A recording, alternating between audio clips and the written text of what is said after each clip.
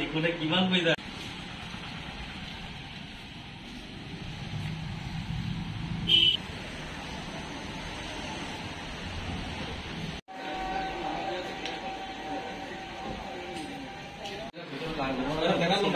ইয়াত ললে বেয়া হ'ব নি ইয়াত ললে বেয়া হ'ব বাহিৰত ললে না ছাৰ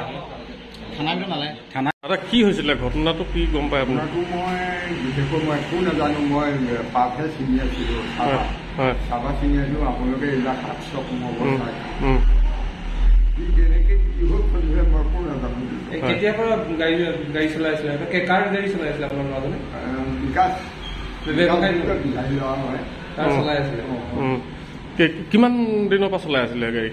চলোৱা দিন হ'ল 4 বছৰমান হ'ল